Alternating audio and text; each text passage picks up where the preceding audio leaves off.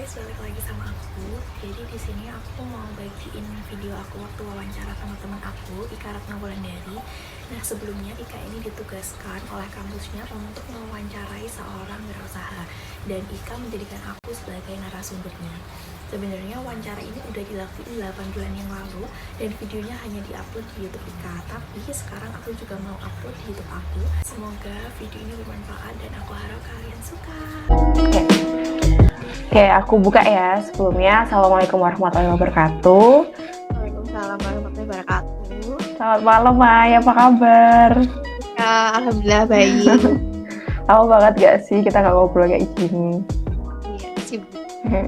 Sibuk, ya bener sibuk. Oke, Mai. Sebelumnya aku pengen ngucapin terima kasih banyak karena kamu udah nyiapin waktu buat jadi narasumber aku hari ini. Dan juga Oke, aku perkenalan secara formal ya, walaupun kamu sebenarnya udah kenal sih. Kenalin, nama aku Ika Ratna Wulandari. Aku dari jurusan Psikologi Fakultas Ilmu Pendidikan Universitas Negeri Jakarta. Jadi di sini aku niatnya wawancarin kamu itu selain buat memenuhi tugas kuliah observasi dan wawancara, aku di sini juga pengen tahu gimana sih cerita kamu atau gimana sih kisah awal kamu merintis bisnis ini sampai hari ini gitu. Oh ya, ini wawancaranya informal aja, jadi sekitar kurang lebih 30 menit, jadi kamu bisa bebas, kamu mau ngomong, mau ngutarain pendapat yang positif, negatif, apapun itu, pokoknya feel free to talk, dan kayak nggak usah ragu, dan terjamin pokoknya apapun yang kamu ucapin, apapun pendapat kamu atau jawaban kamu, bakal aku jamin kerahasiaannya, gitu. Oh ya, by the way, ini aku rekam, nanti hasilnya aku upload di YouTube ya, nggak apa-apa kan? Gak apa-apa banget. Oke, mungkin kita bisa langsung mulai aja, Mai. Kamu bisa kenalan diri kamu. Oke, pertama perkenalkan, namaku Maya Enter Pratasari, biasa dipanggil Maya, sih di salah satu kampus Vokals Yogyakarta. Oke, berarti sekarang kesibukannya kuliah sama bisnis ya, Mai? Ya, kuliah disambil online shop. Oh, keren banget. Oke, Mai, sebenarnya udah berapa lama sih, Mai, kamu usaha ini gitu? Jadi dari SMP kelas 3 itu udah pernah bisnis tentang kosmetik, cuma semakin lama kayak udah nggak tren gitu loh. Terus akhirnya berhenti di SMK kelas 2. Terus kayak cari inovasi mau jualan apa sih. Terus akhirnya memutuskan untuk jualan makanan dan sampai sekarang. SMP kelas 3, berarti udah lebih dari 5 tahun ya? Wow, lama banget sih. Lama banget, gila. Itu apa sih, Mai, alasan kamu yang ngebuat kamu waktu SMP itu buat mulai usaha lah kayak gitu, apa sih, Mai? Pertama karena ekonomi ya, terus aku kan orangnya juga nggak sering kayak minta-minta gitu, jadi kayak pengen beli sesuatu pakai uang sendiri, karena kalau kerja di umur segitu menurutku juga belum memungkinkan. Akhirnya aku memutuskan untuk jualan. Awalnya cuma kayak reseller biasa, terus alhamdulillah sekarang berani nyetok sendiri, lebih dari ya yang dulu cuma misal 100.000 sekarang udah berani nyetok sekian ratus ribu kayak gitu. Wow. Nah, itu bisa, Mai, kamu ceritain gimana sih proses-prosesnya dari kamu mulai ngerintis itu usaha kamu itu? Awalnya sih cuma dari HP ya, cuma join reseller kayak gitu. Terus ya mungkin awalnya masih sepi, tapi kan berani modal iklan sana sini. Alhamdulillah iklannya juga dikenal banyak orang kan. Akhirnya bisa sampai sekarang. Oh, iklannya kamu targetnya ke siapa ya, Mai? Cuma ke anak-anak muda, karena yang suka makanan unik atau jajanan yang jarang ditemuin itu juga cuma kayak anak-anak milenial kan, anak-anak Instagram gitu. Iya, bener.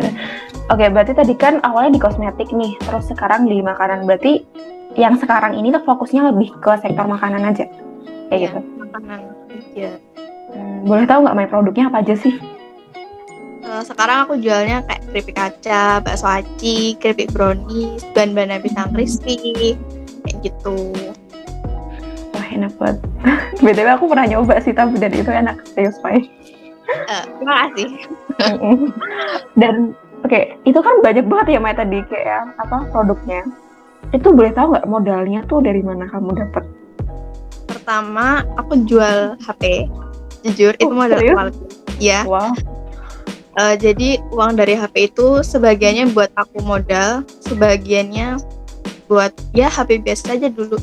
Yang penting bisa buat WhatsApp, Instagram, kayaknya HP yang buat promosi gitulah, yang memadai. Walaupun ya mungkin kalau dibandingin sama teman-teman yang lain udah HP yang bagus-bagus, ya aku mau nggak mau harus gimana ya, kayak prihatin dulu gitu.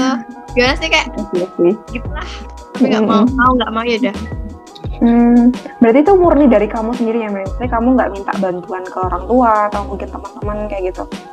Mungkin kalau awal HP-nya mungkin dari orang tua ya. Cuma niatku itu juga udah dari sendiri sih. Maksudnya resikonya juga udah bakal tahu kayak gimana kayak. Dan itu kayak gimana ya, ngejual HP? Maksudnya kayak HP itu barang yang paling penting kan? ya, gitu kan? Ya. Dan itu mau nggak mau sih. Dan itu pasti nggak cepet kan, maksudnya kamu berpikir untuk mantep jual HP kayak gitu. Iya benar banget. Tadinya cuma karena berani. Jadi awalnya tuh kayak ke supplier, untung supplier juga baik ya. Kayak aku ambil barang dulu ya Mbak, bayarnya nanti kalau nunggu customer udah ambil barang atau bayar gitu. Cuma lama-kelamaan kan kayak nggak enak kan. Tapi modalnya gimana? Cuma terbatas. Akhirnya mau nggak mau jual HP buat modal pertama. Applause sih. Dan itu pasti alhamdulillahnya balik modal kan, dan malah untung banyak gak sih? Nah itu apa yang kamu rasain Mas Kera? Maksudnya kayak dulu tuh kamu sempat ngejual HP, sempat ada di masa yang sedih banget kayak gitu, sampai sekarang udah bisa sukses ini. Apa yang kamu rasain? Apa yang kamu rasain sebagai seorang wirausaha? Sebenarnya ya kalau dirasain seneng ya. Cuma masih nggak nyangka aja gitu. Kadang ada orang yang bilang aku nggak berani mulai bisnis karena nggak ada modal. Menurutku itu bukan salah satu alasan, karena kalau sebenarnya tuh modal tuh masih bisa dicari gitu loh. Jadi tergantung usahanya kita aja. Kadang dikatain Allah baru jualan online shop udah ngerasa tajir bla bla bla. Tapi menurutku itu tuh udah satu kebanggaan gitu loh. Iya bener banget sih, aku setuju. Emang sih karena kayak modal tuh riskan banget ya, apalagi jaminan untungnya tuh belum tentu dapet gitu loh. Jadi kayak harus ngerti kayak ke siapa kita jual, terus target pasarnya tuh mau butuhnya produk apa sih. Bener-bener. Ada nggak sih Maya tantangan tersendiri yang kamu hadapin selama ini merintis karir kamu sebagai wirausaha gitu? Kalau tantangan sih mungkin kayak ngeladenin customer yang gimana ya, kayak ribet gitu loh. Ribet, suka komplain. Kadang udah pesen banyak di cancel tuh juga kayak bikin gimana sih caranya biar modalnya tuh tetap ketutup, cuma dia tuh nggak jadi beli.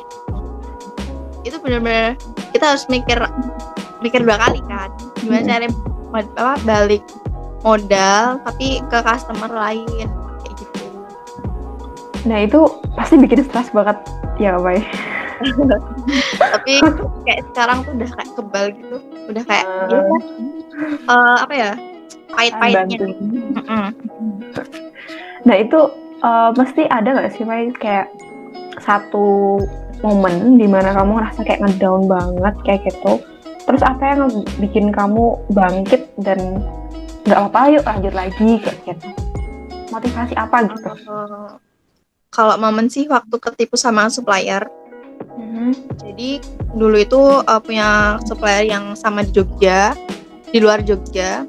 Karena udah sering order, aku pikir orangnya udah bisa percaya, ternyata enggak.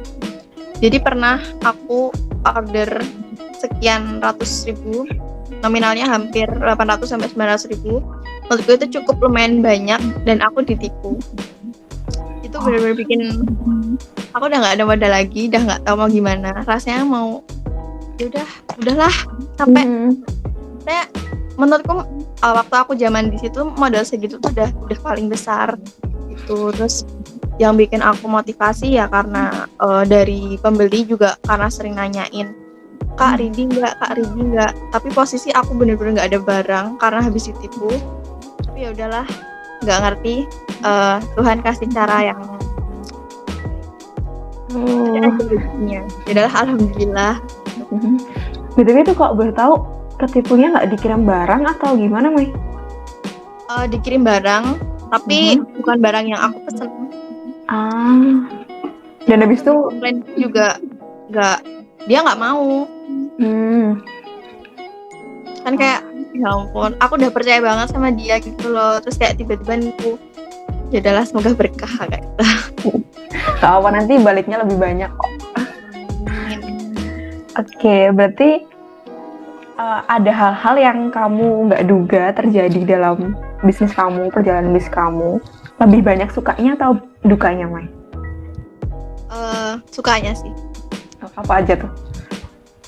Yang pertama tadi tuh ya, dari uang online shop aku udah bisa beli apa-apa sendiri. Aku juga udah bisa bayar kuliahku sendiri walaupun nggak 100% full, tapi aku bangga gitu loh. Mungkin kayak orang mikirnya, apa sih cuma jualan, apa sih cuma menuhin story kayak gitu. Terus tapi sama itu prinsipku, nggak apa ya, maksudnya sama kamu nggak ngasih aku makan ya aku tetap jalanin apa yang udah jadi tujuanku kayak gitu. Emang dari dulu aku emang suka jualan sih, jadi kak dari SMP aku tuh pengen banget kayak punya offline store, terus aku bisa buka lowongan. Itu benar-benar impianku dari dulu sih, makanya aku pengen banget ngembangin bisnisku sekarang. Kalau dukanya apa, Mai? Dukanya mungkin bawa barang kayak bekas COD gitu sendiri. Banyak banget barangnya di motor kayak gitu. Hujan-hujan. Terus nggak taunya masih nungguin customer lebih dari 30 menit atau chatnya tiba-tiba diblokir. Bisa gitu ya, tiba-tiba diblokir. Bahkan bukti transfer aja bisa ditipu loh. Makanya untung kan kita pakai mutasi ya. Makanya aku nggak ngerti pikiran sama orang yang kalau pesen barang banyak. Gimana sih, aku sebagai penjual seneng kan ya dapat orderan banyak. Udah aku totalin, udah aku cek ongkir, tiba-tiba kirim bukti transfer, aku cek mutasi kok nggak ada sama sekali. Bahkan ada yang minta nomor yang di ATM tuh loh. Itu kan nggak boleh di-share kemana-mana ya harusnya. Iya, tuh dia minta, bahkan kayak kelihatanin banget gitu loh kalau nipu. Nggak ngerti. Gak apa-apa, mungkin apa ya, itu bisa jadi hal yang mungkin kamu bakal lebih dapat di hari kemudian kayak gitu. Iya. Dan BTW emang nyebelin sih ketemu sama orang-orang kayak gitu tuh, kayak tapi customer kita, konsumen kita udah terbang kayak terus di kayak gitu. Ya udahlah, bukan rezeki. Mungkin emang bukan rezeki, tapi lebih banyak senangnya kan. Iya dong. Harus menyukai apa yang kita lakukan. Oh, Maya Intan. BTW Maya, kamu ada ini nggak sih tips atau mungkin kunci atau mungkin prinsip-prinsip yang kamu pegang sampai saat ini yang bikin kamu tuh sukses jadi wirausaha kayak gitu? Kalau misalkan, jadi balik lagi ya kak, sukses tuh nggak di kalangan aku aja. Kalau mungkin di luar aku emang masih kecil, tapi aku ada sedikit pesan buat orang-orang yang kayak pengen punya usaha tapi kendala modal. Menurutku itu bukan salah satu masalah, karena modal masih bisa dicari, kita masih bisa pinjam ya. Kalau misalkan ada orang yang mau percaya sama kita yakinin aja kalau kita tuh bisa ngehasilin dari apa yang kita pinjam kayak gitu. Jadi yang pertama tuh niat sama komitmen aja sih. Cuma sekarang banyak orang kaya yang punya modal banyak, tapi nggak banyak juga yang punya wirausaha kayak gitu kan. Iya, bener-bener. Nanti mikirnya kayak gitu. Yang penting niat aja sama komitmen. Wow, oke sih. Enggak, aku itu sih mau jawab apa. Gak, maksudnya kayak dari dulu tuh aku kenal kamu ya, maksudnya walaupun belum dekat sih, tapi kan kayak aku tahu kamu udah punya usaha kayak gitu tuh, udah kayak ih kok bisa sih kayak gitu loh, saya bikin iri kayak gitu, bahkan sampai sekarang sih, jujur kayak gitu. Oke, Mas, sebelum aku tutup nih wawancaranya, ada yang mau kamu sampaikan lagi nggak yang mungkin tadi belum sempat kamu sampaikan? Mungkin kalau misalkan kita nemu customer, kalau misalkan dia emang ribet, rempong, banyak mau, menurutku jangan kayak, kan banyak sekarang yang penjual marah-marah gitu loh, kayak apa sih kamu bocil nggak niat beli bla bla bla. Itu jangan digituin dulu karena kita nggak tahu kan kedepannya dia mau order lebih banyak atau mau jadiin kita supplier gimana, nggak tahu. Tetap layani sebaik mungkin selama mungkin kepada pembeli, kayak ya ramah aja dulu, soalnya kan kalau pembeli dapat penjual yang jutek gimana sih. Iya, I know. Gak nyaman sih, kayak udahlah cancel aja kayak gitu kalau aku jadi customer loh. Oke. Terima kasih banyak, Mai. Disebut banget. Informasi yang kamu sampaikan tadi, pendapat yang kamu sampaikan tadi, jujur itu benar-benar penting buat aku, dan semoga buat teman-teman yang ngeliat video ini juga bisa ambil pelajarannya. Dan sekali lagi aku mau rekanin kalau jawaban kamu itu aman 100%. Ini nggak bakal aku bongkar kayak gitu. Bongkar juga nggak apa-apa. Iya sih, karena kan itu bermanfaat ya, jadi bukan nggak apa-apa. Ambil aja sisi positifnya. Oke, sekali lagi terima kasih banyak ya Mai udah ngeluangin waktu malam ini. Terima kasih banyak udah mau jadi narasumber aku. Walaupun kemarin sempat reschedule beberapa kali. Terima kasih banyak. Sama Ika. Kurang lebihnya aku mohon maaf kalau misalnya aku banyak salah di omongan sama perilaku tadi. Terima kasih banyak. Aku tutup ya. Assalamualaikum warahmatullahi wabarakatuh.